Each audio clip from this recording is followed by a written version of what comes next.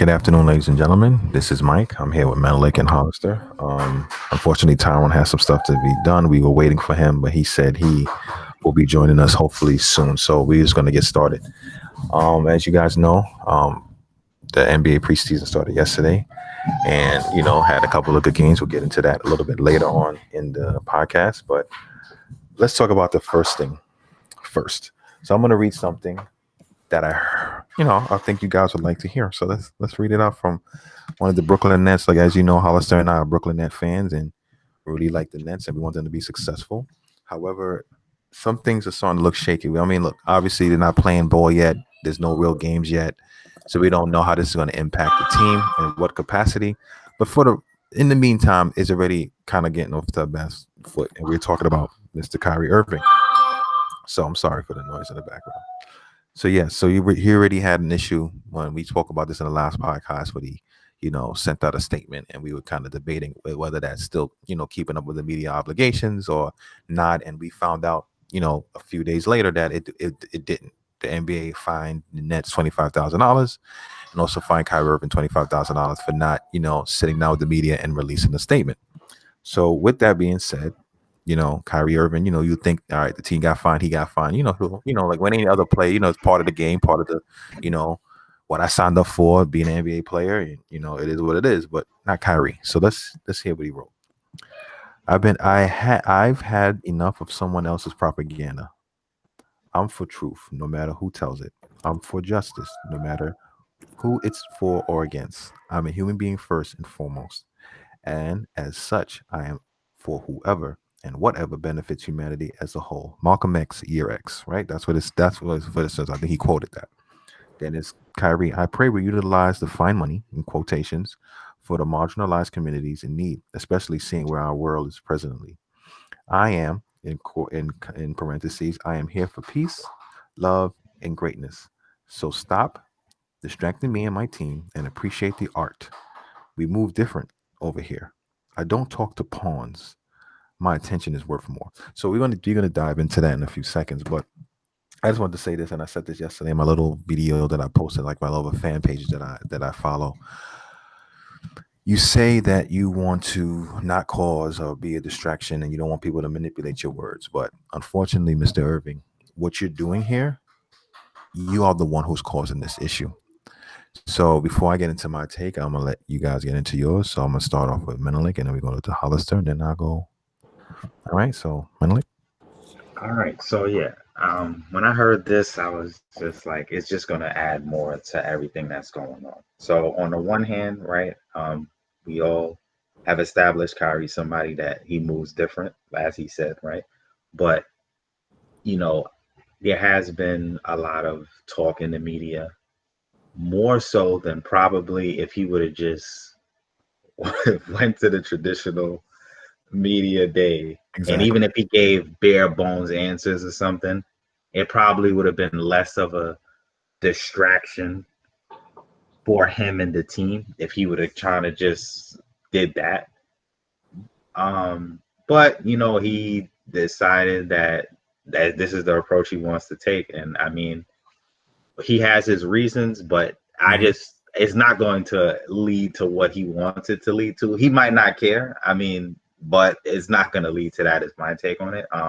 And he did mention something about maybe the fine money being used to help other communities and stuff like that. I mean, that would be kind of a good look if the money could be used for other purposes. Obviously, you could just give money to these causes not from a fine as But well. So you we, could just actively do other things like that. Well, no, you could say something real quick. yeah, I was gonna say real quick Yeah. in regards to the fine, because I thought the same way like you. And Rachel Nichols yesterday from ESPN, even though that they don't know us, and I don't want to give them extra plugs, but she was like how usually when anytime the fine money gets fined, the players' money get fined or a team, they go the NBA PA whatever the Players Association as well as the NBA league office. They take the money, they come to a mutual agreement, and they donate it to charities. Now, granted, we don't know what Okay. charities that the money goes to. So I guess if you want those monies to go to a specific charity, as far as like he said, marginalized communities, as far as people, communities of color, with that I commend them for that. But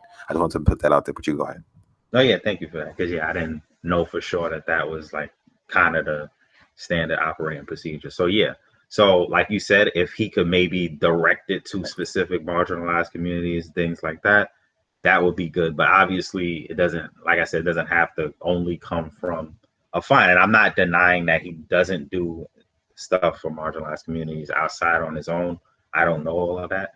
He might, but yeah. So that piece I could understand where he's coming from. And then on the other side, I mean, I think to say, I don't talk the pawns and this and that, it's like I as much as a lot of people have a lot to say about him, and I know that that probably does bother him. It's to group all of the media, all of the people who help in a sense overall you, the team, the league, everything function, to just lump Yeah, everybody in the group as pawns. And when you use that kind of terminology, it has a negative connotation. So it's you know what you're kind of saying. And yeah, he could say, well, I didn't say everyone is, but if you're gonna in one sense kind of shun the entire media, people are going to make a connection that you're kind of almost saying that you feel like all opponents. But because I don't know, it could be misconstrued. So I'm not saying that that's definitely the case, but I could see how a lot of people will come to that conclusion. So I mean, Kyrie, yeah, man, like he's talented beyond belief. Like his handles is crazy. He be cooking people. He has a lot of greatness in him, and I can understand that you want to be somebody that moves a little different. I just feel like if your goal is kind of not to be distracted, I just feel like what you're doing is just having the opposite effect. And you could kind of make some of these statements or do some of these things by playing, do the normal channels.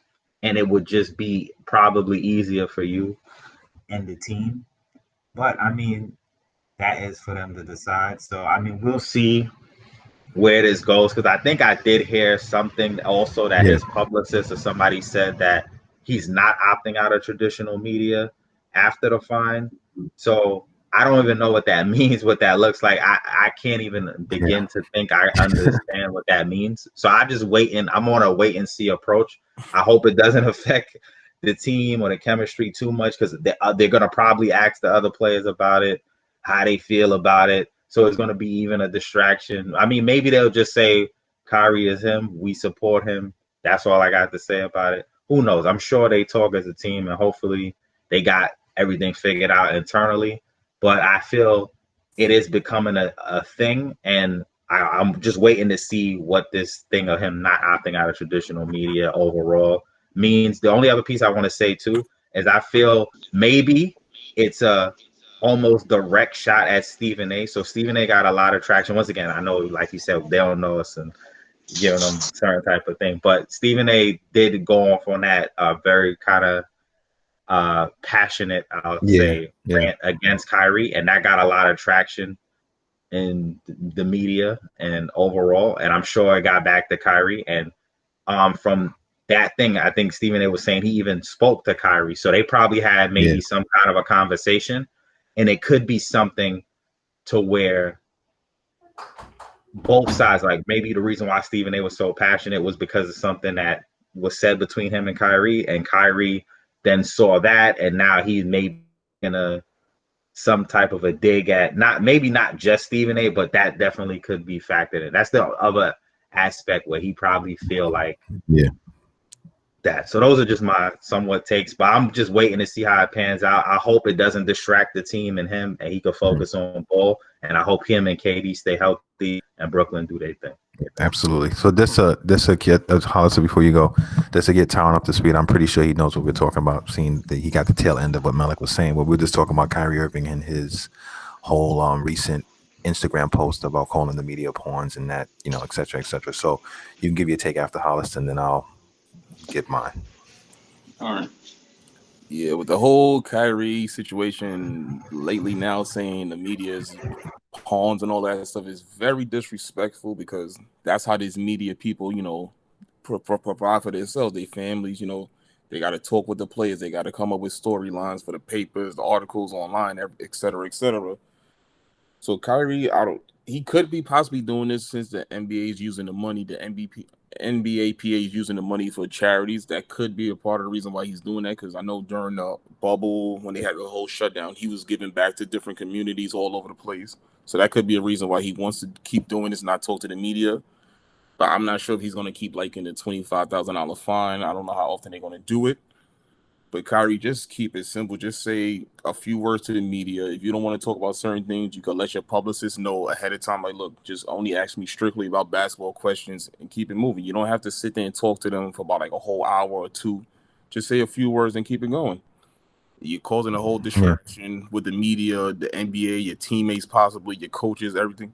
Just go out there, play your game, say a few words at the end, and just walk away and keep it going. Yeah. But Kyrie is all different. We know he has a different mindset, but I don't know. He could be up to something, try to make a different, change in the NBA with the media, whatever. But we shall see. Hopefully he gets it right and just come up with some kind of solution and keep it going and just focus on the game. Okay. Tyrone? So you're talking about the situation the other day where he called the media members pawns and everything. Yep. That was a bit uncalled for.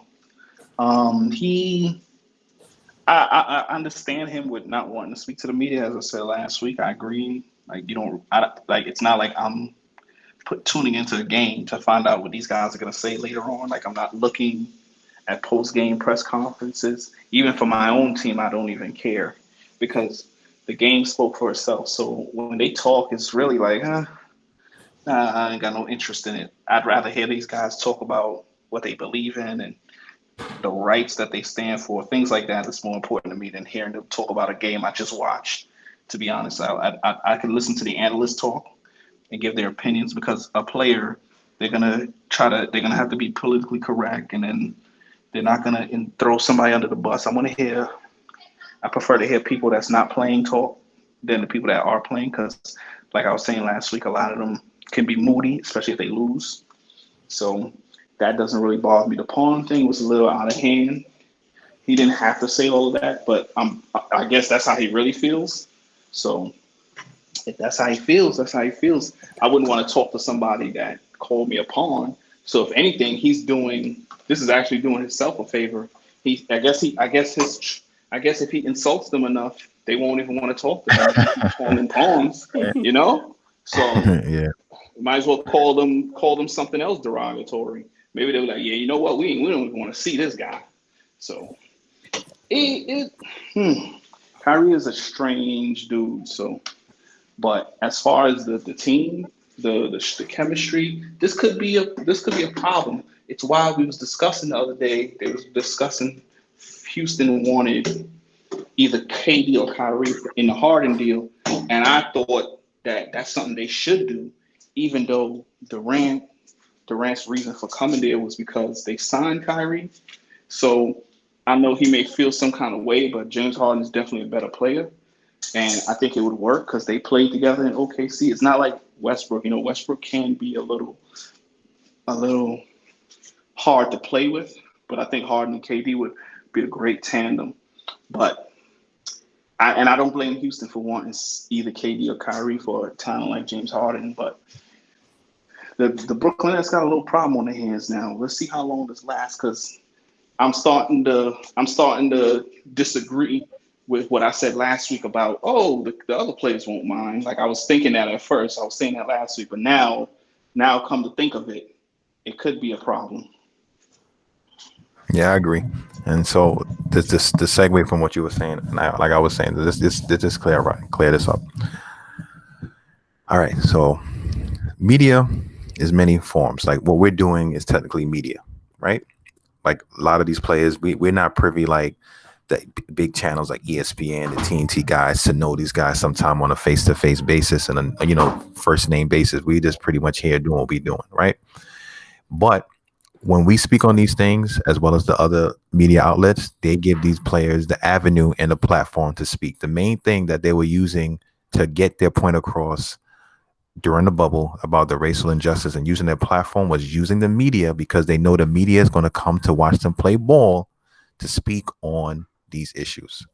So I say that to say the media and the sports go hand to hand. We need media to watch the basketball. They're not playing without cameras. The cameras are there. You know what I mean? We have the announcers. We have the guys who give, color commentary. All of this is part of that. So for Kyrie to say what he said is very derogatory and insensitive, and it's kind of selfish in a sense, because at the end of the day, right, when you went to that Indian tribe your mom was adopted to, may she rest in peace, the media was there to cover that. And the media was there to say, yo, Kyrie Irving, he put his money where his mouth is. He donated $1.5 million to the WNBA women who stayed back and not go in the bubble and this, that, the other. And all your charitable things that you've been doing, all the positive things that you've done off the court, the media covered that. Right? We didn't go to his. I don't even follow him on Instagram. You know what I'm saying? So like, and not because I'm a hand. I just never thought to do that. Like, I didn't see that on Instagram. I didn't see an Instagram post doing that. I didn't see a Facebook post doing that. And half of these guys got that stuff blocked where, nobody can really do that. So at the end of the day, he's coming across as being kind of pompous and entitled. Now, in regards to the distraction, it's a simple thing. Like Tyron said, I'm with him sometimes. Sometimes I don't care to really hear what the players have to say after a game, right? Because I just watch the game. I watch 48 minutes with commercials of the same game that you guys was playing. So I don't need to hear like, oh yeah, I'm really mad I missed that shot. I seen you miss the shot. You know what I'm saying? So I don't need to hear you say that you was tight, you missed it. You get what I'm saying? Sometimes, like right now with the preseason, I like to hear little rumors here and then, like, oh, KD looking great, or I see a little clip in the NBA where KD doing the dunk. I like to see that because obviously he's on my team, and I like to see his progress. So yeah, that's something I care about, and sometimes I might care about certain things outside of it when the games are not being played. But either way, right? You go to the locker room, you come out, you meet up with the media. Kyrie, how was the game? The game was great. Oh, how do you feel? I felt pretty good today. How did Katie look? Katie looked great. That's it. That's all they asking. They ask you, hey, Kyrie, what do you think about the SpaceX program? I don't want to talk about that. I want to talk about basketball. It's simple. It's simple. When Kawhi was talking about, well, your free agency, I don't want to talk about free agency. I just want to talk about the games. They knew that, all right, he going to do that. We're not going to get that from him. We're not going to ask that question anymore. That's it.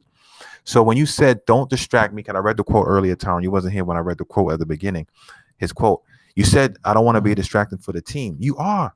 You're selfishly being a distraction for your team, because at the end of the day, all of this spin up before the even preseason game happened tomorrow and the season starts, everybody's talking about Kyrie Irving, not the Nets, not KD, how he feels and how he's getting better. Kyrie Irving. Now, it's one thing if you're going to get your $25,000 taken out of your pocket, out of your money. That's fine. That's your money. Now you're costing the team money. So essentially, you costing both the Nets, who signed you and are paying you your money, $25,000, and yourself $25,000. So it's one thing with just you, right?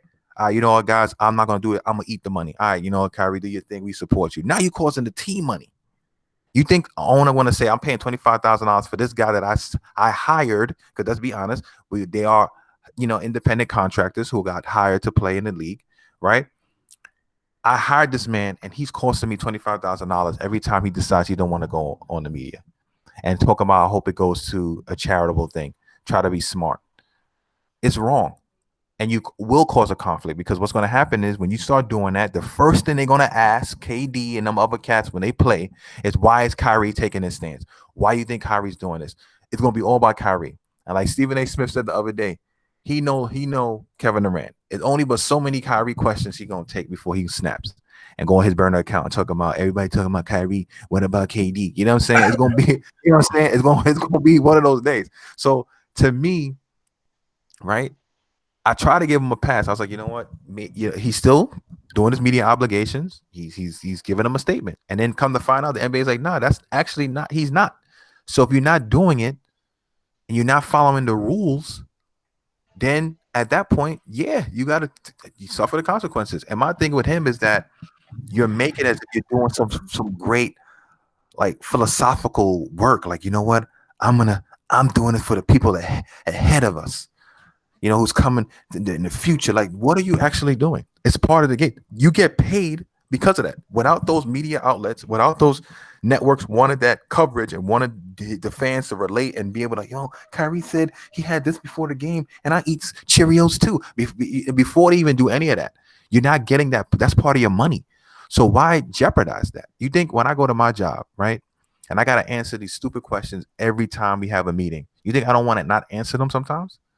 But at the end of the day, it's part of my job. I have to answer these questions. I got to give people the information. That's it. And then stick to the topic.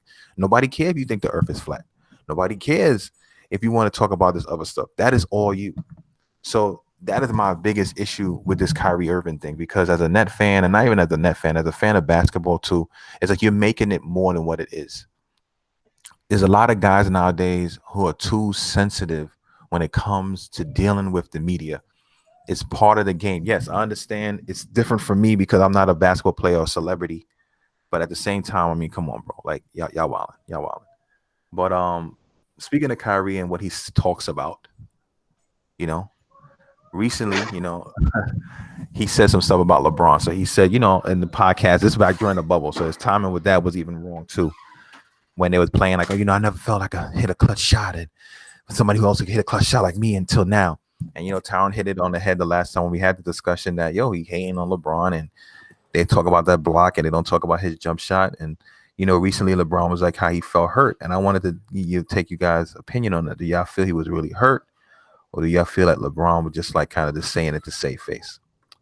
My personal opinion on that is, I think that with the talking about LeBron and saying that, with the clutch situation, we know how I talk about him, but let's be real. The man has hit clutch shots. He was the best player on the team in the championship team they played on in 2016.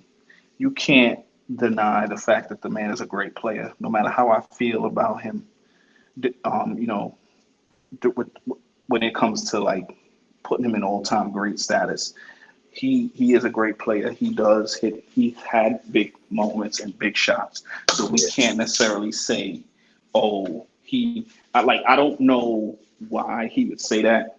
He was on the court with him and seen some of these moments, so I don't know why he would come out and say that. It's a little. I think it was more like just a shock, because we all know he tried his best to get out of Cleveland even before he became a free agent when he was still under contract. So it could just be him throwing a little shade, if anything, just for no reason, because he just wanted to.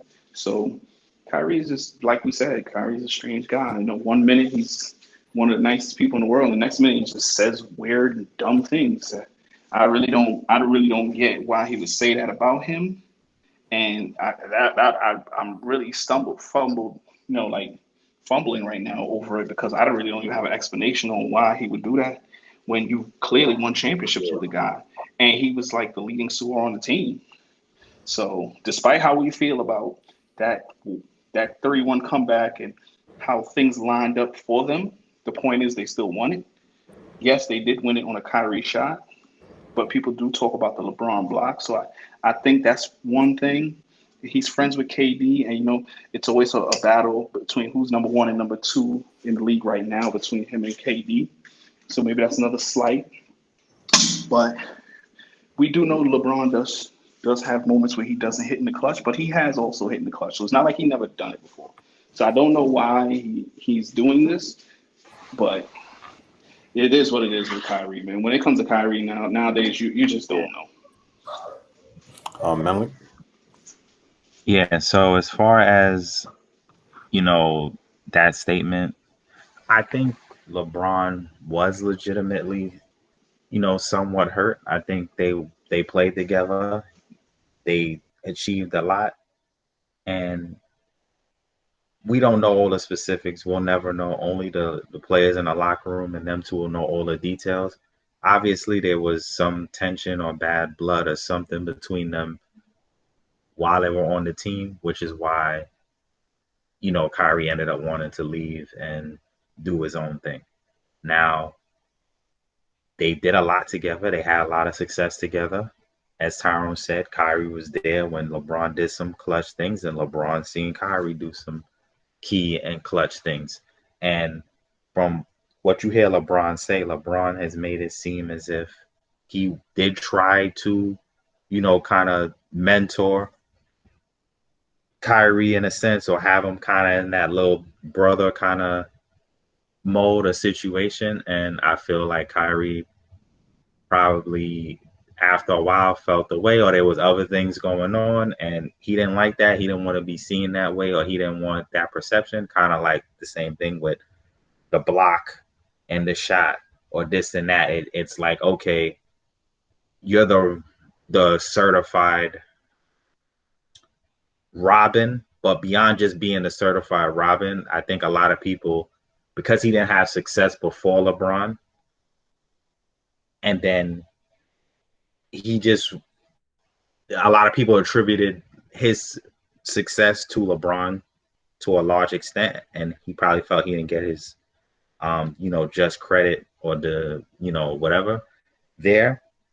And I mean, as far as LeBron, I do think that it could be a little bit of him maybe trying to save face, or at least put something out there, or have it where people, maybe I don't want to say sympathize with him, or people kind of maybe take his side on the situation, a little bit of that thrown out there.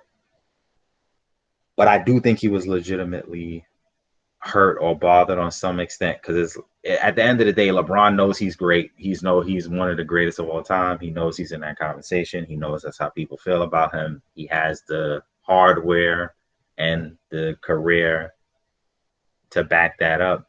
But even he, on the same time, like he was saying, people got to give me my respect, And I mean, even on that level too, that could have been, I don't want to say that was directed at Kyrie, and because the comments was made before he won, but it's like a lot of people have this narrative out there about LeBron that he isn't clutch at all, or that he, fades in certain moments, or he doesn't have a certain instinct, or he can't do certain things, and it might not be his defining characteristic, or he might not have it like how Jordan had it or somebody else. But he does have it, and I think he wants people to kind of really give him that respect in that regard, because he has done it. So I think it could be related to that, and that was the other piece where I think that comment could have been also related to that as well. Okay, all right, Alistair. I think LeBron was genuinely hurt when Kyrie said it, because when Kyrie was in Cleveland by himself, he was, people started to know about him from the rookie game, crossing up Brandon Knight. He was, he had a little buzz, but when LeBron came back, everybody started to know about Kyrie. LeBron helped Kyrie elevate his game even more. He took him to 3 straight finals. Kyrie needs to stop with the slick comments. LeBron is the reason why Kyrie is the superstar that he is today. As much as I don't really like LeBron like that, but if it comes down to it, you're going to pick either LeBron or Kyrie to take the final shot in the game. I'm going to pick LeBron, even though he missed a couple clutch shots, but come down to it, LeBron is going to be the one that's going to do it. Without LeBron, Kyrie would not have that ring. Yeah, he did the shot in the 2016 NBA Finals, but defense wins championships. Kyrie needs to just, I don't know what it is. I don't know what's his problem. But without LeBron, Kyrie wouldn't be who he is today. And Kyrie just needs to, if you're going to, bash the man, at least give him his credit where it's due. Like, all right, he did help me, such and such, that we had a brotherhood. He had him over with his family for holidays, et cetera, et cetera. He welcomed in. He took him in like a little brother, all kinds. And then you talk about you're on a team now where you could be like you don't have to worry about shooting the last basket all the time. Kyrie just like to stir up controversy and cause problems.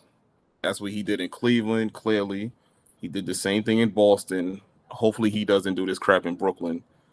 But we're going to see what happens. But we all know without LeBron, Kyrie wouldn't be who he is today. I agree. Facts. My thing is this, man. I think with the LeBron thing, I think, yeah, he probably did legit kind of feel hurt. But, like I'm saying, like even him, he's not, absolved from this, because at the same time, LeBron can be a little bit much to deal with as far as Like he really does wear his emotion on his sleeve. He gets like visibly frustrated playing with some people, and you can see that they had a volatile relationship for the most part. Not saying that he didn't help accelerate Kyrie's career. Kyrie's nice. We know that he's a great gifted player. He's nice, but as far as a leader and understanding like the game and how to manipulate the game and the players around him for not in a bad way, but in a good way, he doesn't really have that skill set yet. Like, he's more. I feel that with his personality, he's more feeling that, I'm this way above you guys, and you guys don't really get it. That, I just have to dumb it down for you guys. And it's like that can run people the wrong way. Like he might be a great teammate, a great friend, a funny guy to be around and stuff like that. But when it comes to playing basketball, I feel that aspect of it, that's what he takes. Cause I have friends like that when I used to play ball with them, and they feel that they're so nice that everybody else is not on their level, and they're not even that great. You know what I'm saying? In comparison to these NBA players. So I do feel that LeBron probably did feel a little kind of way, but at the end of the day, LeBron's like, look, I got 4 chips. I just won a championship. You know what I mean? All I was trying to do was help the kid, and he wanted to do his whole thing. And now LeBron got that skill set as far as manipulating and mastering the media down. Like Kyrie don't have that. If Kyrie had it down, he wouldn't be having the problems he's having with the media at the moment. So at the same time, you want to look at it from that perspective. It's like, look, he's still hurting himself. He's still hurting his team while LeBron is still winning. So you can hate the man and be mad at the fact that, your chip or your, best seasons, if you will, was with LeBron. So you can't escape that. You know what I mean? And at the end of the day, you left and had to call LeBron to apologize and do different things like that. So you still not looking. But it is what it is. But speaking of LeBron, he recently came out and said the other day that the bubble championship and the Cleveland 2016 championship was the 2 hardest championships ever won in NBA history. And you guys already know how I feel about that already. And I want to get into that in my take, but let's get into that right now. So, Hollister, what do you think about that? Oh, man. After Hollister, Malik, you go ahead and tell him. As much as I'm not a big fan of LeBron, but that statement right there, he needed to shut the hell up. It was very disrespectful, very uncalled for, very unnecessary. I wanted the 2016 championship. You could say, okay, that's one. You came back from a 3-1 deficit. You beat a 73-9-10 team, even though in the playoffs everybody's record is 0-0. I could understand that one to a certain extent, but the bubble situation, no, you cannot say that ever, because you had 3-4 months off. You guys didn't have to go nowhere. You had a whole resort, Disney World resort, all for yourselves. You didn't have to worry about traveling, going to the hotels late, flight delays, nothing. You just leave the arena, get dressed, leave the arena, go on the bus. You go back to your room, you do whatever you got to do. I don't understand how they say that whole bubble. I get it. Yeah, you the guys didn't have your families there, and fans and everything else, but you had everything you needed. You had the trainers, you had the equipment, your workout stuff. You had everything you needed. You can't say that one was difficult. You didn't have to go nowhere. You just stayed in the hotel, sleep, shower, get ready the next day, go play ball, go practice, do your thing. LeBron he's just trying to add more stuff on himself so people can come out and say, oh yeah, he's the best. You can't self-proclaim yourself as that stuff. You're already bad enough. You already said you were the greatest of all time for coming back against Golden State with the 3-1. LeBron, these guys need to stop with these stupid statements, because they out here looking crazy, and they just need to stop. Yeah, I agree. With a lot of these kinds of things, like Hollister was saying in general, is like you have to kind of let people kind of form that idea or opinion to some extent. Obviously, you could have your own opinion on certain things and talk about it, but sometimes if I'm the person doing it and I'm saying, oh, I'm the best, or this was the hardest thing ever, and people, it's going to be hard for them to receive it genuinely in a certain kind of way.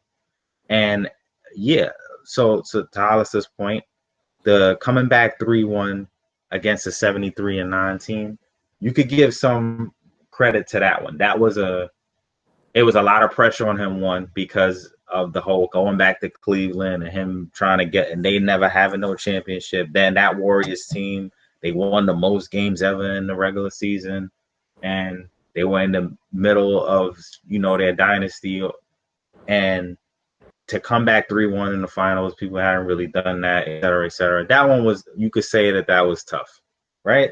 the other one, the bubble one, like how I was saying, I mean, you all in the same place, right?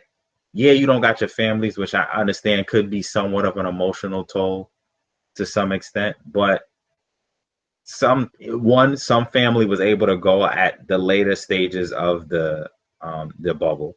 Also, you don't have fans acting crazy, distracting you, or you trying to hit free throws and the whole crowd is screaming, going crazy. That stuff can help and hurt. So not having fans is a big deal. It's more like them just playing pickup games with each other.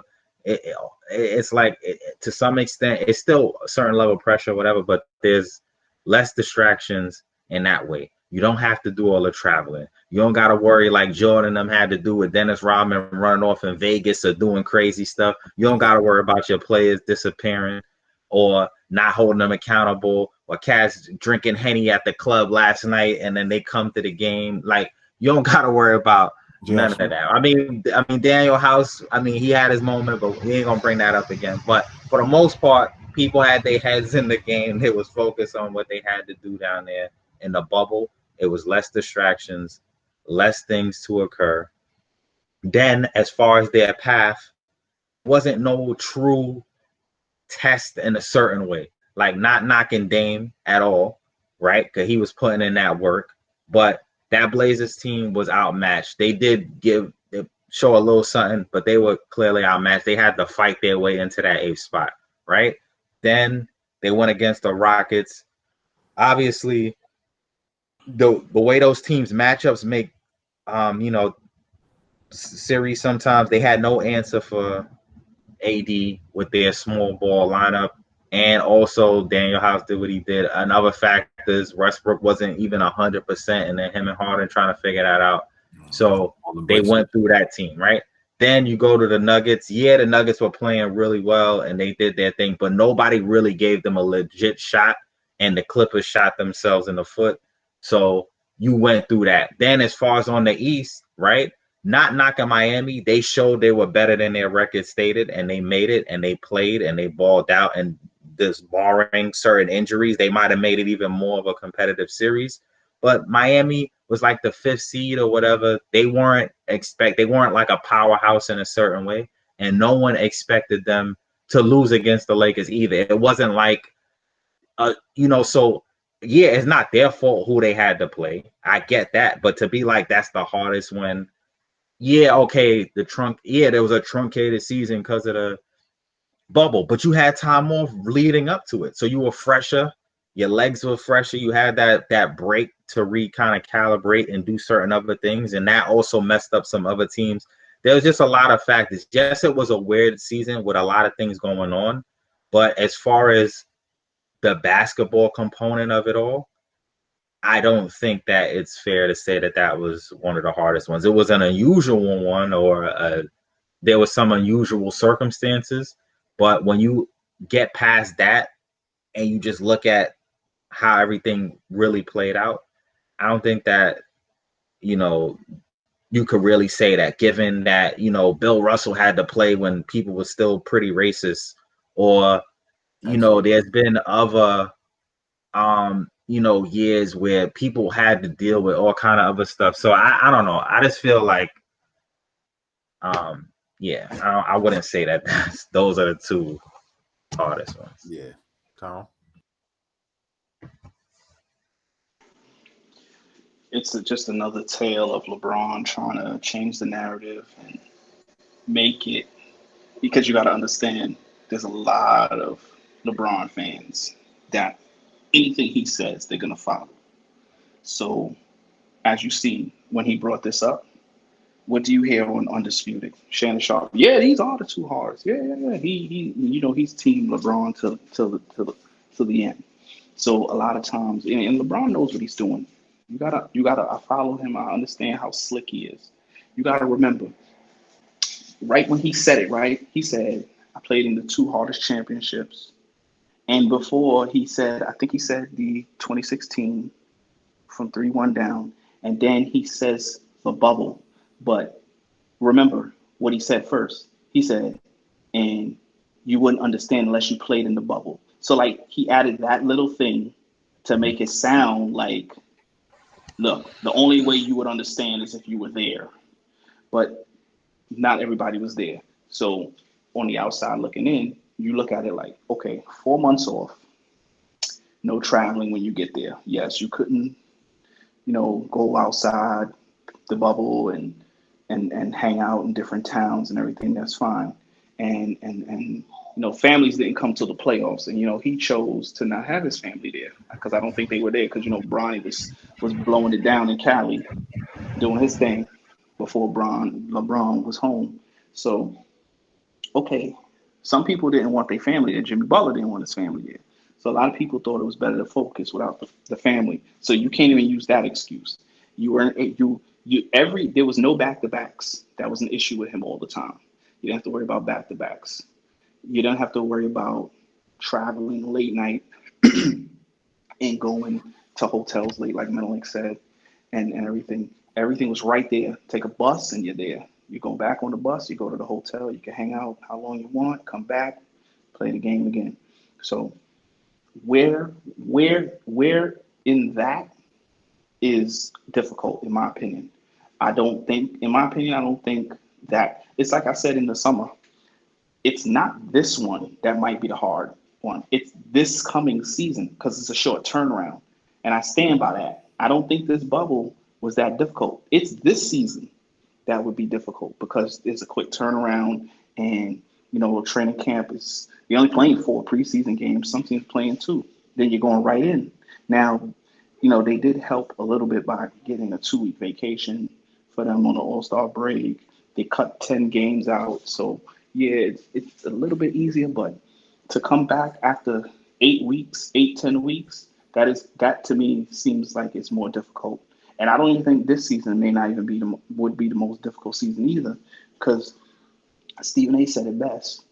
Look at what the man Bill Russell had to deal with in the '60s, living in Boston, Yep. which is one of the most prejudiced places you could ever be in the '60s, and he felt it in the '50s and '60s, not just the '60s, the '50s also. They talk about the time when Red Auerbach took the team out of the restaurant because they didn't want to serve blacks. You have to look back at things like that. He was sitting there with Ali and Jim Brown and Kareem Abdul-Jabbar when they was fighting for civil rights. So imagine going through that, being spit on when you're outside, being spit on when you're on the court, and then you kind of come and play a game and you're winning championships. There will never be anything harder than that. Now, maybe he's looking at it like, okay, the Warriors won 73 and they had us 3-1 and they came back, we came back and beat them. Yes, that's true, but things happened during that series that was able to have them come back. Draymond got suspended, Andrew Bogut got hurt literally in that same game, I think. I'm not going to talk about Stephen Iguodala being hurt too because people bring that up, but they still played. But guys like Bogut, Draymond missed a game. That momentum can change, and it's not like the Warriors were a 73 win team, and the Cleveland Cavaliers was like some 8th seed in the Eastern Conference. Everybody makes it seem like the Warriors was this juggernaut, and it was David versus Goliath. It really wasn't because the Cavs were a great team that year, and they were in the finals the year before, and actually won 2 games without Kyrie and Kevin Love. So they make it sound like he had to slay this big giant. It's not like they were a 42-win team now.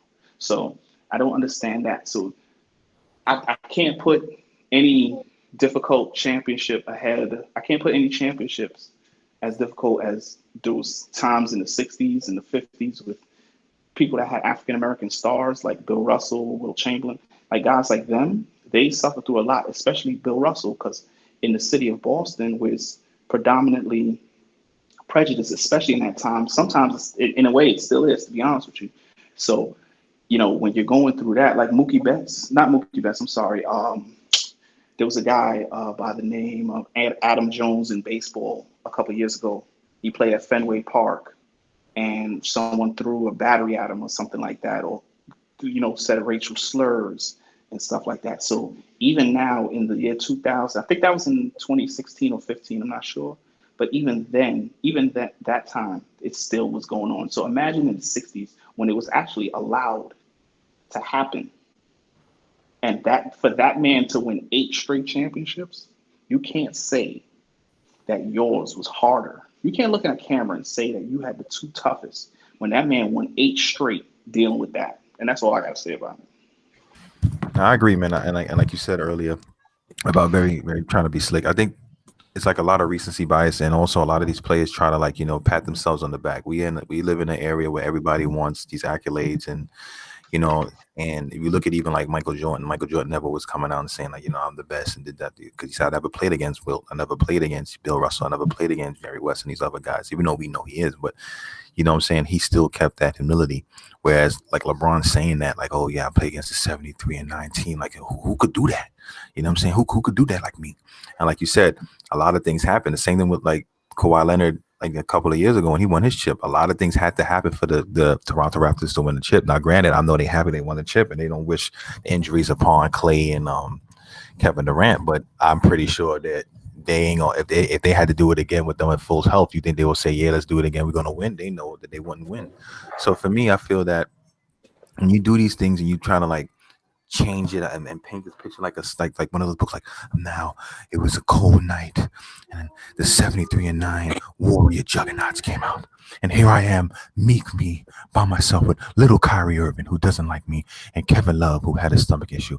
We came and we slayed this juggernaut. Like, no, it wasn't that. You know what I'm saying? Like, when you try to paint the story and make it sound like this epic thing, that's what it bothers me.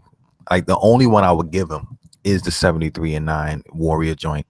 And that in itself is still like Tyron was mentioning all the other stuff. I'm not going to get into that. It's still kind of like, there's other guys who played through a lot worse. You know what I'm saying? Like, if you just want to keep it strictly basketball, then all right, you can kind of say that. But for the mentality, for like Tyron said, for people like Bill Russell going through those civil rights movements and dealing with those things, sitting down with Martin Luther King, Jim Brown, Muhammad Ali, with black people being treated like scum of the earth, and still having to go and play, being a player coach and still winning chips. You know what I'm saying? And dealing with that kind of racist thing, that to me is the toughest thing to do, because you have to do a lot of mental preparation just to be able to come out there and compete on that level. You know, a lot of times, like, when I miss it, like playing ball, because basketball used to be like my peace. You know what I'm saying? If I'm stressed out or having a bad day, I go play ball and just like kind of like relax and just be able to have fun within those lines and not have to think about nothing else but just playing ball and competing. Whereas, imagine doing that, and then right after that, you have to go to the same city you representing, same city you bringing a championship to. Them people treat you like dirt, don't want you to eat in the restaurant, spitting at you, talking to you crazy, treating you like that. So to me, nah, that bubble joint is a joke. Like, yeah, we weren't there, you know what I'm saying? But I can look at the TV and see how easy it was. Y'all got your little thing. They bring your food to your door. Y'all got your own room. You go downstairs. Like I said it earlier to Malik, and we was talking about that Donovan Mitchell, had a 50-something point game and lost to like Jamal Murray and them, and they come meet each other in the freaking pool and talking at it right afterwards. You know what I'm saying? Like, it was nothing. Like, they was at a summer camp. You know what I'm saying? And Damian Lillard was there, and Damian Lillard said is light work. A lot of other players say that. People might say, oh, Dame's saying that because he's hating because he lost, but no, he's a player. He said, look, I didn't have to worry about traveling and all that other stuff like that, like you guys mentioned earlier. So to me, look, LeBron, you nice, man. You gonna be at that table, right? You up there, man. Your career accolades, you have longevity. You played since you was a 17, 18-year-old kid in the league all the way to now. Props to you, bro. Props to you. But let's stop it, all right? You're gonna get your respect. You have gotten your respect. But if you want people to say that you're the greatest ever, that's not gonna happen. Because as long as there's people like us and people in our generation and even some younger cats who see the game, and that's why I respect KD as well, because he's a student of the game.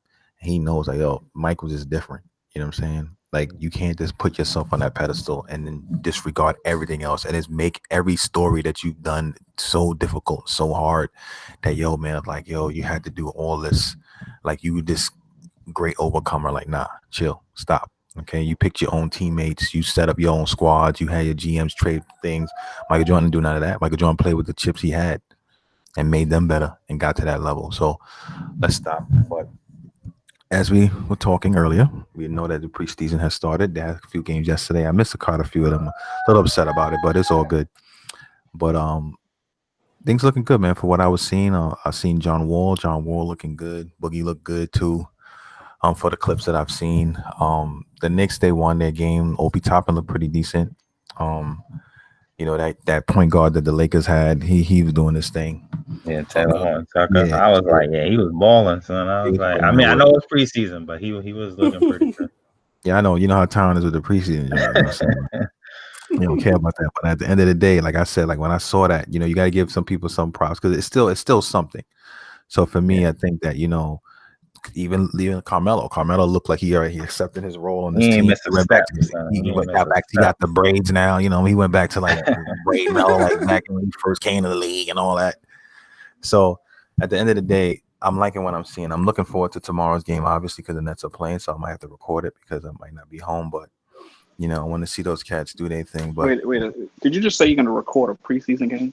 Yeah, I want to see KD and them play, bro. Oh, Jesus Christ. The Bulls got washed yesterday by the Rockets, but it's preseason, right? Listen, you don't worry about us. We'll be fine. We're 3 years away. 23 years away. Listen, you better worry about Mr. the Beatties, my pawns. I'm about to hit up Sean Moss, but he'll work out something, trade him. Oh, now y'all want to trade him, huh? Don't hit the panic button now. You guys were talking. Y'all was talking championships. No, but we still gonna win anyway. Still win the championship. I'm not even worried about that. We still gonna win the championship, but at the end of the day, if he's gonna be a problem child, then we might have to consider that move. And like I said, the whole KD thing, they mainly wanted KD, right? And they was like, look, we gonna get Kyrie. Kyrie was like the constellation. It's like, look, in order to get KD, we need Kyrie. Because at that point, it wasn't no James Harden being involved. If James Harden, KD, and Kyrie were all available at the time, I guarantee you it would have been James Harden and Kevin Durant on that Brooklyn Nets team as free agents. They wouldn't even think about Kyrie if that was the case. And Kyrie, I'm happy for him. He had to play for his like hometown team, if you will. At the end of the day, if he acting a fool, you gotta do what you gotta do. Do your job, man. Simple. You know what I'm saying? And I hate to put it, me, I'm all for the players. I'm not like, hey man, shut up and do it like some other people. But when you overly doing this and you overly making this thing into an issue, that's when it becomes a problem to me.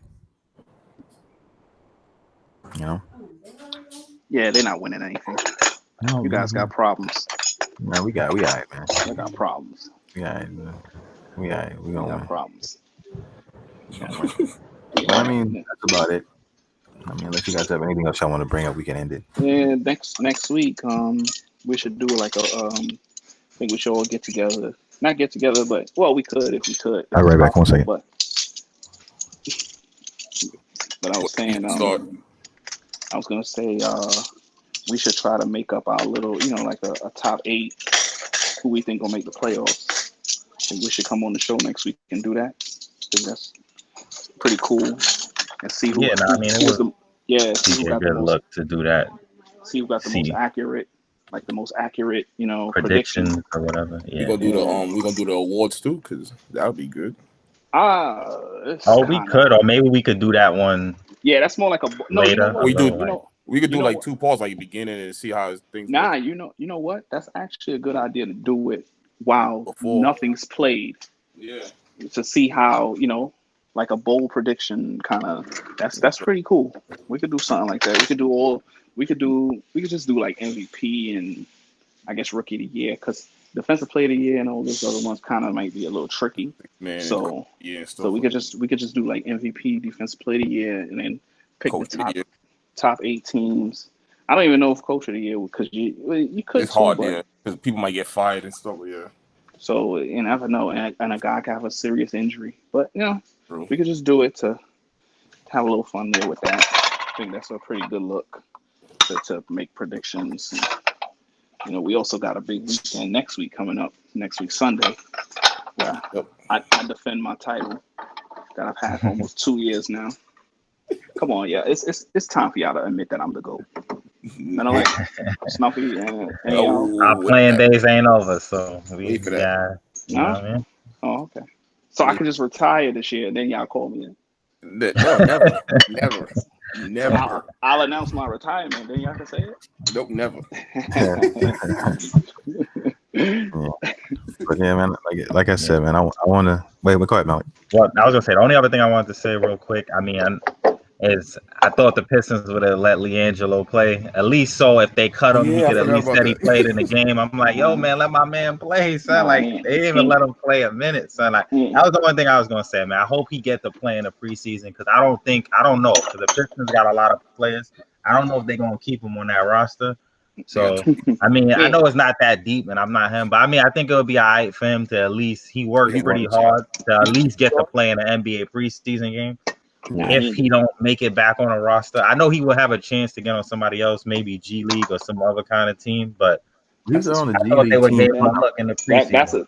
as far as he getting, man. He ain't getting no run. No, but see the thing with the G League, the contract that he signed, like, and that's what a lot of people had to get understanding. A lot of people didn't get that. It's like that contract was not like a It's not guaranteed guaranteed. NBA contract. It was a contract saying that he will be on their team as far as going straight to the G League, and if anything, he could be called up. So his is actually a G League contract. So if he Yep. makes the G League and he stays there, and let's say he makes to make like he keeps staying on that team for like I think I forgot how many games, how long per or in the season, he'll get like a little 50 grand and he'll be part of their affiliate team.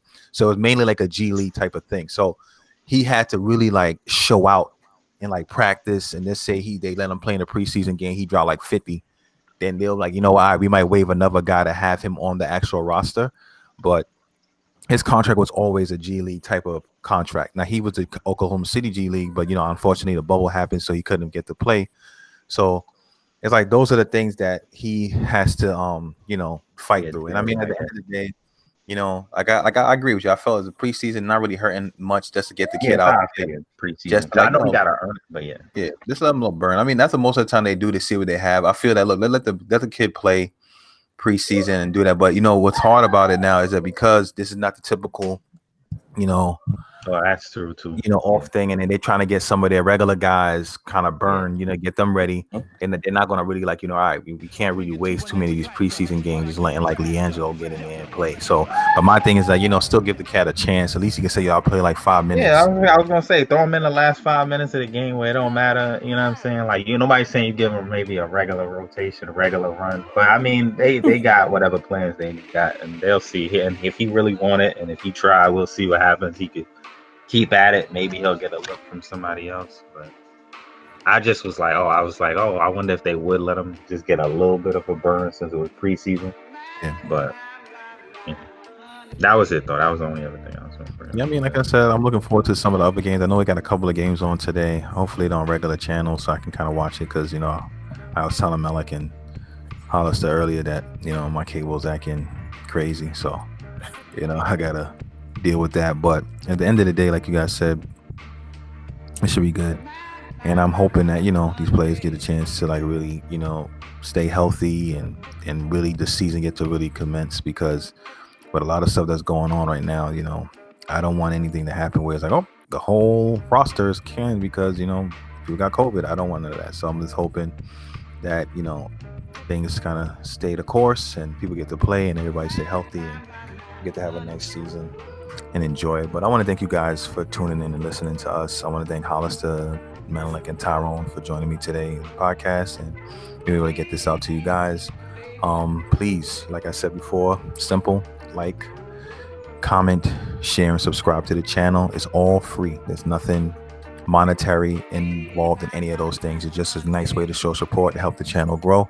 So really do appreciate that. Want you guys to enjoy your weekend, enjoy the holiday seasons, and as you prepare for Christmas, which is going to be here a couple of weeks. We might have like a fantasy talk next podcast a little bit because our fantasy season starts next week, and engage in that, But like I said, I want to thank you guys again for tuning in. Enjoy the rest of your day, and God bless.